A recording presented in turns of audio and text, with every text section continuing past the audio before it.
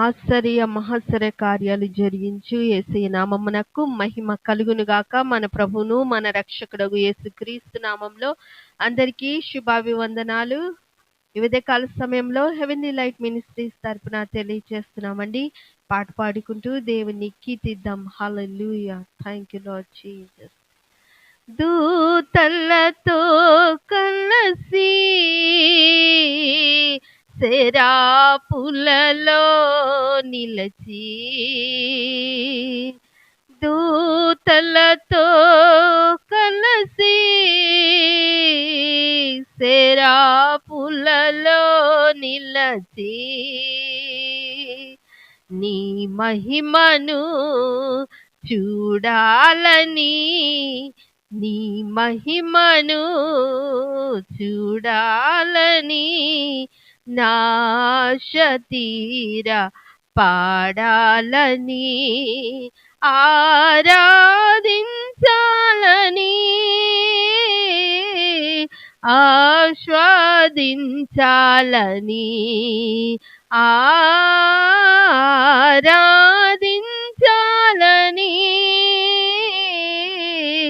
ఆస్వాదించాలని,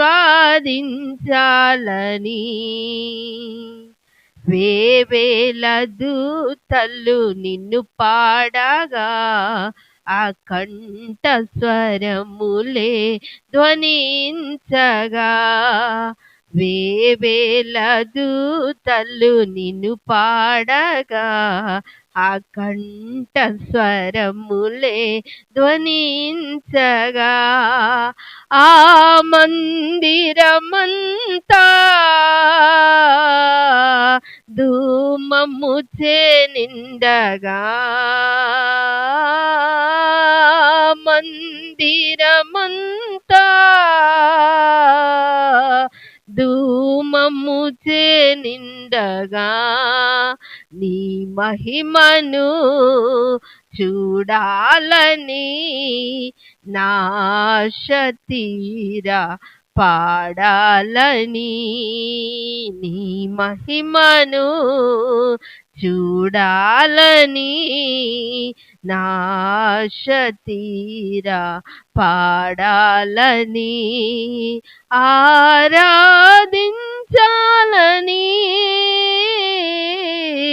ఆస్వాదించాలని,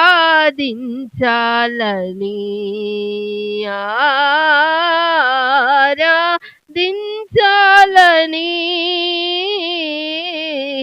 ఆస్వాదించాలని, దూతలతో కలసి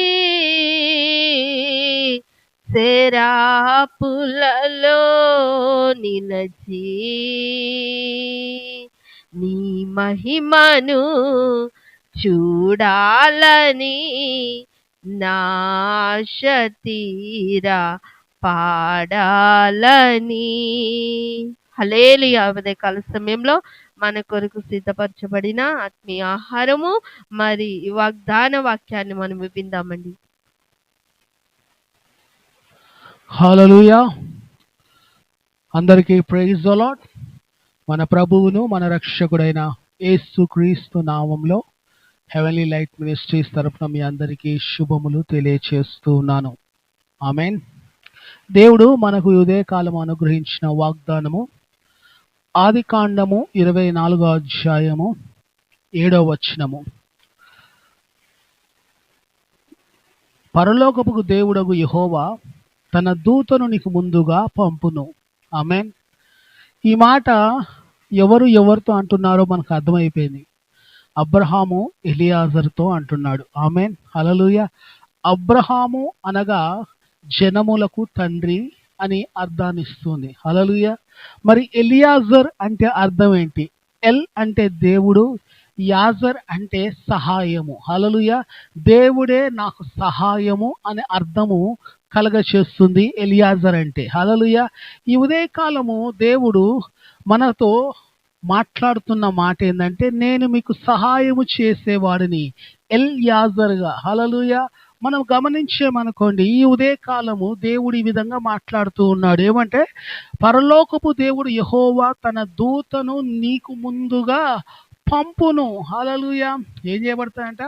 నీకు ముందుగా పంపును. ఈ మాట ఎప్పుడు చెప్తున్నాడు అబ్రహాము అంటే, దాని ముందు వచనాలు మనం చదివామనుకోండి, ఈ విధంగా అడుగుతూ ఉన్నాడు. చూడండి 5వ వచనంలో, నా వెంట వచ్చుటకు ఒకవేళ ఆ స్త్రీ ఇష్టపడని యెడల నీవు బయలుదేరి వచ్చిన ఆ దేశమునకు నేను నీ కుమారుని తీసుకొని పోవలెనా అని అడుగగా, అబ్రహాము అక్కడికి నా కుమారుని తీసుకొని పోకూడదు సుమి. హల్లెలూయా. అబ్రహాముకు ఎలియాజరుకు జరుగుతున్న సంభాషణలో అబ్రహాము ఎలియాజరుని పిలిచి ఎలియాజరుకు బాధ్యత అప్పగిస్తున్నాడు. ప్రతి క్రైస్తవ కుటుంబంలో ఈ అధ్యాయము చాలా ఏమంటారు శ్రేష్టమైనదని చెప్పొచ్చు. ఎందుకంటే ఎంగేజ్మెంట్ టైంలో, హల్లెలూయా, లేకపోతే మనము ఏమంటారు వివాహము ముందు రోజు ప్రదానం చేయబడిన దినమందు ఈ వాక్యం ఎక్కువ సేవకులు ప్రతి గృహంలో వివాహ సమయంలో ఈ మాటలు ధ్యానింపజేస్తూ ఉంటారు. ఎలియాజరు ఏమంటారు ఎలియాజర్ని అబ్రహాము పిలవటము, అబ్రహాము ఎలియాజరు ఏమంటారు ఒక పని అప్పగించటము, ఆ పని నిమిత్తం ఎలియాజరు బయలుదేరి మరి అబ్రహాము ఏమంటారు తన బంధువుల దగ్గరకు వెళ్ళటం, ఇదంతా మనం గమనిస్తున్నాం. కానీ అందులో కొన్ని శ్రేష్టమైన వాక్య భాగాలు ఉన్నాయి. హల్లెలూయా. మన అందరికీ తెలుసు, మనందరము ధ్యానించేదే, ఎప్పుడు విన్నదే. కానీ దేవుడు ఇంకొంచెం కొత్తగా నూతనంగా దేవుడు మనతో మాట్లాడుతున్నాడు. మీరు గమనించండి, ఇక్కడ ఎలియాజరు ఒక ప్రశ్న వేశాడు. ఒకవేళ ఆ స్త్రీ ఆ కన్యక రాకపోతే నేను నీ కుమారుని తీసుకొని పోవచ్చా అనే ఒక ప్రశ్న వేస్తున్నాడు. హల్లెలూయా. ఈ ప్రశ్నకి అబ్రహాం ఏమంటున్నాడంటే, నీవు తీసుకొని పోకూడదు సుమి. హల్లెలూయా. అంటే నీవు నా కుమారుడిని నేను వచ్చిన దేశములో నుండి, దేవుడు నన్ను దర్శించి నాతో మాట్లాడి నన్ను ఏమంటారు తోడుకొని వచ్చిన ఆ దేశము నుండి ఆ దేశమునకు తిరిగి నా కుమారుడిని నువ్వేం చేయకూడదు, తీసుకువెళ్ళకూడదు. కానీ ఆ దేశము నుండే, ఆ ప్రాంతము నుండే, నా స్వజనుల దగ్గర నుండే, నా బంధువుల దగ్గర నుండే నాకు నా కుమారుడు కొరకు నువ్వొక యవనస్తురాలను కన్యకను నా కుమారుడికి ఇస్సాకుకు భార్యగా తీసుకొని రావాలి. హల్లెలూయా. నా కుమారుడు రాడు, కానీ నువ్వేం చేయాలి, నా కుమారుడికి నువ్వు భార్య తేవాలి. ఇది సాధ్యపడే విషయమేనా? ఏదైనా కానీ ఈ కాలంలో కానీ ఏ కాలంలో కానీ పురుషుడిని చూడకుండా, అంటే ఆ అమ్మాయి చూడకపోవచ్చు కానీ తల్లిదండ్రులు చూస్తారు, బంధువులు చూస్తారు. హల్లెలూయా. ఈ కాలంలో ఏమంటారు పూర్వకాలంలో కూడా మన పూర్వీకులు కూడా మన తాతలు ముత్తాతల కాలంలో ఒక 4-5 జనరేషన్స్ బ్యాక్ సైడ్ కూడా మనం గమనిస్తే ఆ కాలంలో కూడా ఏమంటారు వెళ్ళేవారు, అబ్బాయిని చూసుకునేవారు, వచ్చేవారు. కానీ అబ్బాయి అమ్మాయిని చూసుకోవడానికి అవకాశం ఉండేది కాదు. కానీ అబ్బాయినైతే అమ్మాయి తల్లిదండ్రులు వారు లేకపోతే వాళ్ళ బంధుమిత్రులు చూసేవారు. హల్లెలూయా. వాళ్ళు చూసి అంగీకరించేవారు. ఓకే, అబ్బాయి బాగున్నాడు, అబ్బాయి ఏమంటారు పని చేసుకుంటున్నాడు, మా అమ్మాయిని పోషించగలుగుతాడు, మా అమ్మాయిని ఏమంటారు జాగ్రత్తగా చూసుకోగలుగుతాడనే ఒక నమ్మకం కలిగిన తర్వాత వివాహానికి అంగీకరించేవారు. ఇక్కడ జరుగుతున్న సంభాషణ చూస్తే చాలా ఆశ్చర్యం కలుగుతుంది. ఒక వ్యక్తి ఒక ప్రాంతానికి వెళ్ళాడు. హల్లెలూయా. ఆ ప్రాంతానికి వెళ్ళిన తర్వాత జరిగిన సంభాషణ మనం గమనిద్దాం. ఇక్కడ దేవుడు ఏమంటున్నాడు అబ్రహాం ద్వారా, నేను నీకు ముందుగా నా దూతను నీకు పంపిస్తాను. హల్లెలూయా. నేను నా దూతను నీకు ముందుగా పంపిస్తానని మాట్లాడుతున్నాడు. ఇక్కడ మనం గమనిద్దాం. కిందికి వచ్చిన తర్వాత మనం గమనిస్తే 14వ వచనంలో ఇక్కడ మాట్లాడుతూ ఉన్నాడు. ఏమంటున్నాడంటే, కాబట్టి నేను త్రాగునట్లు నువ్వు దయచేసి నీ కడవను వంచమని చెప్పగా, నీవు నీళ్లు తాగుము, నీ ఒంటెలకును నీళ్లు పెట్టేదని ఏ చిన్నది చెప్పునో ఆమెయే నీ సేవకుడు ఇస్సాకు కొరకు నీవు నియమించినదై ఉండునుగాక. అందువలన నీవు నా యజమాను మీద అనుగ్రహము చూపితినవని తెలుసుకుందున నేను. ఆమేన్. హల్లెలూయా. ఇక్కడ ఒక ప్రార్థన చేస్తున్నాడు. ఎవరు? ఎలియాజరు. హల్లెలూయా. దేవుడు ఏమన్నాడు, నీకు ముందుగా నా దూతను పంపిస్తానన్నాడు. కానీ ఇతను దూత ముందుగా ఉంది కదా అని నింపాదిగాను అలా ప్రశాంతంగా ఉండకుండా దేవుని దగ్గర ప్రార్థన చేయటం మొదలుపెట్టాడు. హల్లెలూయా. వెళ్ళాడు, ఆ దేశానికి వెళ్ళాడు, ఆ బంధువులున్న ప్రాంతానికి వెళ్ళాడు. అక్కడికి వెళ్ళిన తర్వాత ప్రార్థన చేస్తున్నాడు. దేవుడు నాకు ముందుగా ఉంటాడని సేవకుడు చెప్పేశాడు, ఇక నేను వెళ్ళిపోతే అయిపోతాను అనుకోలే. చాలామంది విశ్వాసులు ఎలా ఉంటారు, క్రైస్తవులు ఎలా ఉంటారంటే, ఎవరన్నా సేవకుడు దేవుడు నీకు ముందుగా నా దూతను పంపిస్తున్నాడని చెప్పంగానే ఆ దేవుని దూత నాకు ముందుగా ఉందని వెళ్ళిపోతూ ఉంటారు. మంచిదే, కాదంటలేదు. కానీ ఎలియాజరులాగా ప్రార్థన చేయగలగాలి. ఆమేన్. ఎలియాజరు ఏం చేస్తున్నాడు ఇక్కడ? ప్రార్థన చేస్తున్నాడు. చూడండి ఇక్కడ 12వ వచనంలో, నా యజమానుడగు, వింటున్నారండి, నా యజమానుడగు అబ్రహాము దేవుని యెహోవా నేను వచ్చిన కార్యమును త్వరలో సఫలము చేసి నా యజమానుడగు అబ్రహాం మీద అనుగ్రహము చూపుము అని ప్రార్థన చేస్తున్నాడు. ఆమేన్. అబ్రహాం ఏమన్నాడు?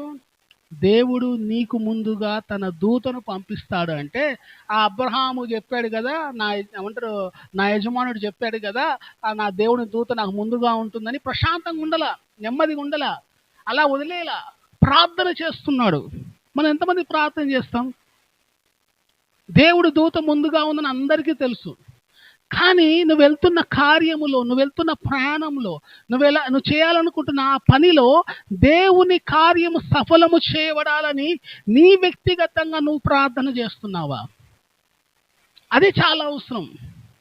ఎలియాజరు చేయడం ప్రార్థన బట్టే ఆ ప్రార్థన దేవుడు ఆలకించి, మనం ఇక్కడ గమనించాను కూడా 15వ వచనంలో, అతడు మాటలాడుట చాలించక ముందే, హల్లెలూయా, అంటే మాటలాడుట అనే మాట దగ్గర అసలు వాస్తవం ఏంటంటే ప్రార్థన ముగించక ముందే, చాలించక ముందే అంటే ముగించక ముందే. చూడండి, అంటే ప్రార్థనకు అంత బలం ఉంది, ప్రార్థనకు అంత శక్తి ఉంది. హల్లెలూయా. అబ్రహాం ఏమో, నువ్వు దాసుడవు, నువ్వేం టెన్షన్ పడకు, అయినా కానీ పర్వాలేదు, నా దేవుడు నీకు ముందుగా నా దూతను పంపిస్తాడని చెప్పినప్పుడు, ఈ దాసుడైన ఎలియాజరు ఏమంటే, ఆ దేవుని దూత పంపించబడుతుంది, దేవుడే కార్యం చేసుకుంటాడు, దేవుడే తన యజమాని కొరకు అద్భుతం చేసుకుంటాడు, నేనే ఉంది అక్కడికి పోవాలి, అక్కడ ఆ బంధువులు కలుసుకోవాలి, ఆ బంధువులు కలుసుకొని ఆ స్త్రీని, ఆ కన్యకను కనుగొని ఆ కన్యకను తీసుకొని వెళ్ళాలి, ఇంతవరకే నా బాధ్యత అనుకోలే. అతను కూడా ప్రార్థన చేస్తూ ఉన్నాడు. ఆమేన్. దేవుని కార్యము మనం చూడాలి అంటే ప్రార్థన అవసరం. హల్లెలూయా. అంటే ప్రార్థన చాలించక మునిపే, ప్రార్థన ముగింపక ముందే దేవుడు ఆ కుటుంబంలో నుండి, ఆ బంధుమిత్రుల మధ్యలో నుండి, లేదా అబ్రహాము జనాంగంలో నుండి దేవుడు ఇస్సాకు కొరకు ఒక కన్యకను ఏర్పాటు చేసుకున్నాడు. ఆమేన్. హల్లెలూయా. మరి తర్వాత వచనాల కింద చూసామనుకోండి, ఈ విధంగా ప్రార్థన చేస్తున్నాడు. మళ్ళీ 27వ వచనం, ఆ మనుష్యుడు తల వంచి యెహోవాకు మొక్కి, అబ్రహాము నా యజమానుడైన దేవుడైన యెహోవా స్తుతింపబడును గాక, ఆయన నా యజమానికి తన కృపను తన సత్యమును చూపుట మానలేదు, నేను త్రోవలా ఉండగానే యెహోవా నా యజమానుని బంధువుల ఇంటికి నన్ను నడిపించెను. ఆమేన్. హల్లెలూయా. 12వ వచనంలో ప్రార్థన చేశాడు. మనం 27వ వచనంలో ఆ ప్రార్థనకు స్తుతి చేస్తూ ఉన్నాడు. హల్లెలూయా. మహిమపరుస్తూ ఉన్నాడు. హల్లెలూయా. ఇక్కడ యాజరు అనే మాటకు యెహోవా దేవుడే నాకు సహాయము. ఆమేన్. దేవుని సహాయానికి అతను ఏం చేశాడంటే ఆధారపడ్డాడు. ఆమేన్. తన జ్ఞానాన్ని ఉపయోగించాల, తనకున్న తెలివిని ఉపయోగించాల, తనకున్న వనరులను ఉపయోగించుకోవాలా. ఏం చేశాడు? దేవుని మీద ఆధారపడ్డాడు. ఆమేన్. ఎవరైనా కానీ ఒక కొత్త ప్రాంతానికి వెళ్తే ఏం చేస్తారు? అక్కడికి వెళ్ళి, పలానా వారు ఇక్కడ ఉంటారు కదండి, పలానా వారి కోసం నేను వచ్చాను, వారు ఎక్కడ ఉంటారో మీకు ఏం తెలుసా, వారి గృహం ఎక్కడో తెలుసా, వారి నివాస స్థలం ఎక్కడో తెలుసా అని ఏం చేస్తాం? మనము ముందుగా ఎంక్వైరీ చేస్తాము. కానీ ఇక్కడ ఎలియాజరు ఇట్లాంటి ఎంక్వైరీ ఏం చేయలేదు, ఎవరిని అడగలేదు. ఎవరిని అడగకుండా కేవలము దేవుని మీద ఆధారపడ్డాడు, దేవుని సన్నిధిలో ప్రార్థన చేసుకున్నాడు, దేవుని మీద విశ్వాసం పెట్టాడు. దేవుడు ఏం చేస్తున్నాడు? కార్యమును సఫలము చేస్తున్నాడు. ఆమేన్. మనమైతే ఎవరైనా ఇంటికి వెళ్ళాలి అనుకున్నాం అనుకో, తెలియని ప్రాంతానికి వెళ్ళాలనుకున్నాం అనుకో, ఏం చేస్తాము? కంపల్సరీ ఆ ప్రాంతానికి వెళ్ళినప్పుడు, ఆ దగ్గర ఆ గ్రామానికో లేతే ఆ పట్టణానికి వెళ్ళినప్పుడు, ఆ పట్టణంలో ఉన్న వారిని, ఆ ప్రాంతంలో ఉన్న వారిని ఖచ్చితంగా అడుగుతాం, అయ్యా పలానా వారు మీకు తెలుసా, పలానా వారు ఎక్కడ ఉంటారో మీకు ఏమన్నా చెప్పగలుగుతారా అని అడుగుతాం మనం. కానీ ఇక్కడ ఎలియాజరు ఎవరిని అడగల, వెళ్ళాడు ఆ గ్రామము ఆ ప్రాంతంలో ఉన్న ఆ గవని దగ్గరికి వెళ్ళి, ఆ గవని దగ్గర ఉన్న బావి దగ్గరికి వెళ్ళి అక్కడ ప్రార్థన చేశాడు. అక్కడ దేవుడు అతనికి సహాయం చేశాడు. ఆమేన్. నీవు నేను మనుషుల వైపు చూడాల్సిన అవసరం లేదు, మనుషులను అడగాల్సిన అవసరం లేదు, మనుషుల మీద ఆధారపడాల్సిన అవసరం లేదు, మనుషుల మీద ఆనుకోవాల్సిన అవసరం లేదు. దేవుని మీద ఆధారపడి ప్రార్థన చేస్తే దేవుడు మన పక్షాన అద్భుతాన్ని చేస్తాడు, మన కార్యమును సఫలము చేస్తాడు. ఆమేన్. ఇక్కడ 27వ వచనంలో ఏమన్నాడు మీరు గమనించారా?